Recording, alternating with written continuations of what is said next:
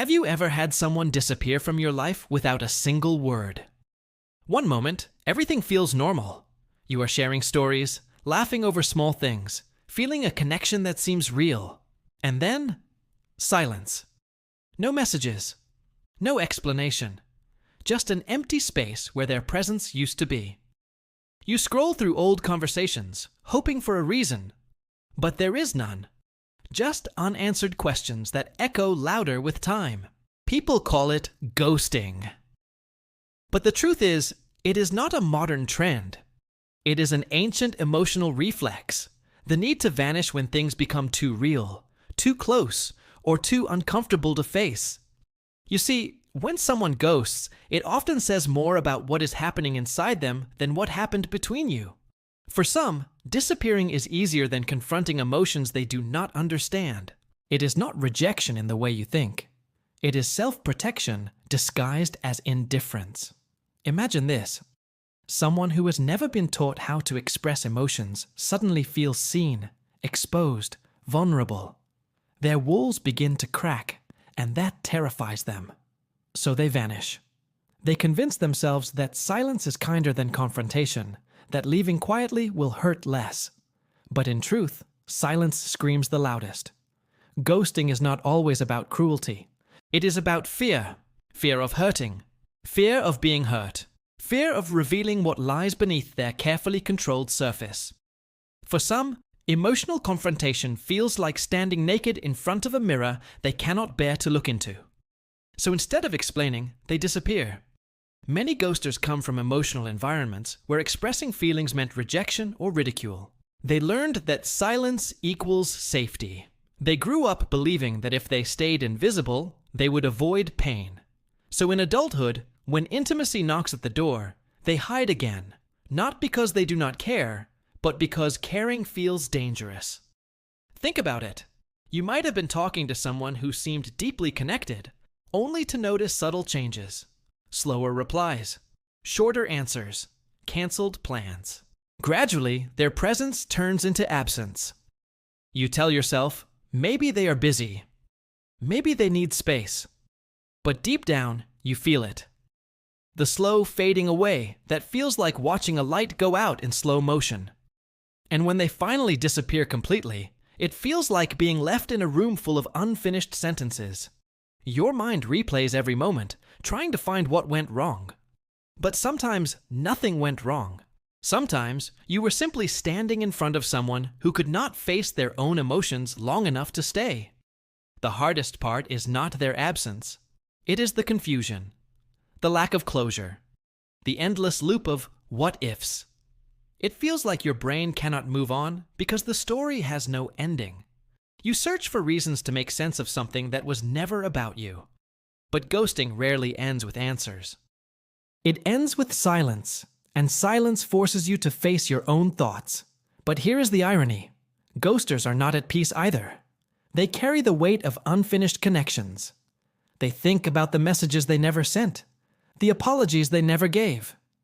They scroll past your profile late at night, wondering how you are doing, wanting to reach out, but fearing it is too late. They are haunted not by you, but by their own avoidance. Ghosting might feel like a clean break, but emotionally, it leaves residue. Every time they vanish, they reinforce their fear of confrontation. They build a pattern of emotional escape that keeps them from real growth. It becomes a habit, a way of controlling discomfort instead of facing it. Yet, there is another side to this.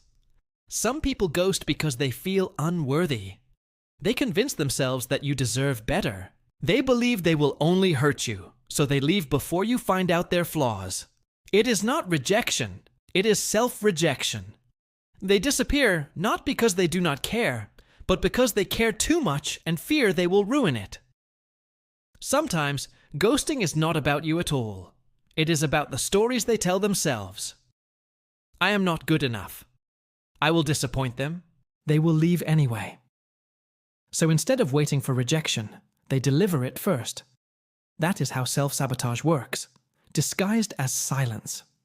And for those who have been ghosted, it is natural to take it personally. You question your worth, your words, your value. But the truth is, someone else's emotional avoidance is not a reflection of your inadequacy. It is a reflection of their internal chaos. You did not lose something stable. You simply met someone still learning how to stay. Still, ghosting hurts. Because closure is not a luxury, it is a human need. We need endings to heal. But sometimes, the ending does not come from others. It comes from understanding that silence was the answer. Their absence is the truth they could not say out loud. Ghosting reveals a deep psychological struggle, the inability to tolerate discomfort.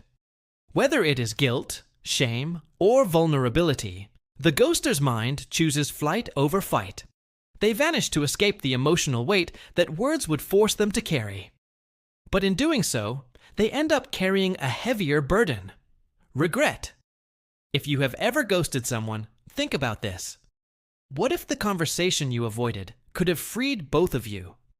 What if the pain you feared would have become peace if you had only been honest? Running away might protect your comfort, but it destroys your connection. Emotional maturity begins when you choose truth over avoidance.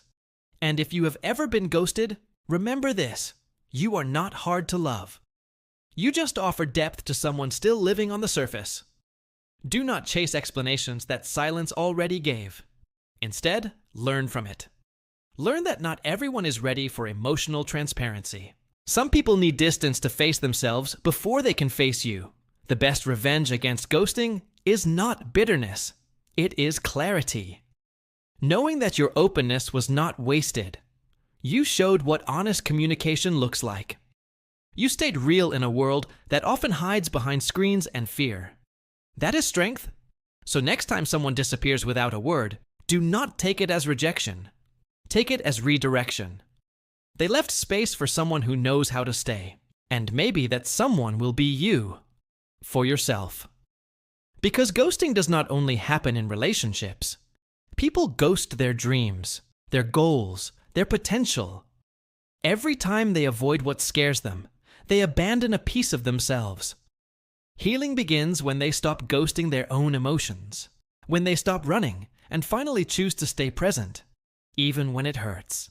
And perhaps, one day, those who ghost others will realize that silence never truly erases connection. It only pauses it. The memories remain. The guilt lingers, and the lesson waits until they are ready to face it. In the next video, we will explore the psychology of people who seek validation constantly. Because sometimes, the same people who disappear without a trace are the ones who constantly crave approval from everyone else. They run from depth but chase attention. And understanding that paradox might reveal something profound about human behavior.